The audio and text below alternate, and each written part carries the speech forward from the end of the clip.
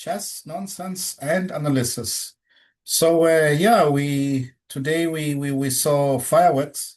It was the last round of the uh, Cup, UzChess Cup. Always having problems pronouncing this cup. Yeah, so basically, Praggnanandha managed to beat Abdusattorov with the black pieces. Amazing. And and then Sindarov didn't win against Priyam Maksudlu, so it then meant that three players were tied for first, and then they went to a playoff. And in the playoff, Praggnanandha, so they all played two games against each other. It wasn't easy. Prague lost one game against Sindarov, but managed to beat him the other game, and then he beat Abdusattorov 1.5 to half. So deservedly won the event, Praggnanandha, and he now I think is now the new number 4 in the world. He moves up a bit, and with his performance, and he's now the strongest player per rating, from India. So yeah, fantastic comeback. I mean, after he lost that beautiful game against Richard Rapport, it would have been easy to collapse, but he pulled himself together and he came back. And actually, because now for me, it's this rivalry between the three players, between Praggnanandha, Abdusattorov, and now Erikaisi. And Prague managed to beat both of them, making us a huge statement. He's been doing very well. He's been winning events. Remember, he won Vacanzier, beating the world champion. And so, yeah, incredible. The last round we're going to look at, I think Abdusattorov had, there were nerves there, there were, because his play was definitely below his normal level. Let's have a look. So, yeah, Prague was playing on the black pieces and plays a Sicilian, and bishop f4. Yeah, this line is a little bit rare, but it has been played. D6, bishop b5, all theory. I must admit I wasn't familiar with it, but I did check some games and I had a look, and so it has been played before. And only e5 is a new move. In this position, d5 had been played before, but e5 makes a lot of sense because where will the bishop move to? If the bishop moves to e3, there's a possibility of playing knight to g4, followed up by queen b6. So bishop g5, and he just plays h6. I think the way that Prague treats this position is just, I believe that Abdusattorov wanted to surprise him, but he found him excellently prepared because the way he's responding here is just showing the right way to respond. And after this, we can tell already why his position is extremely uncomfortable, truth be told. Black has got a very beautiful Sicilian here. Open b5, two bishops, control of the black squares.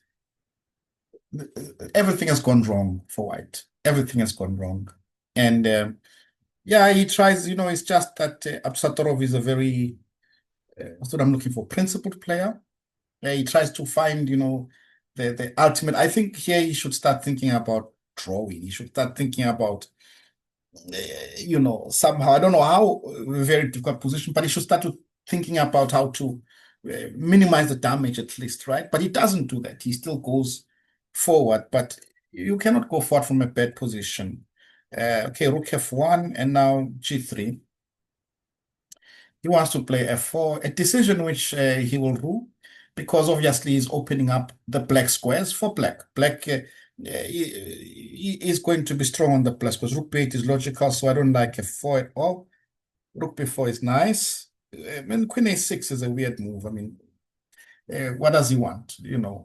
He's attacking pawns on a5 and c6. But this position is all about, initiative and attacking the king, and the bishops are going to explode. So again, queen a6 is an unfortunate move.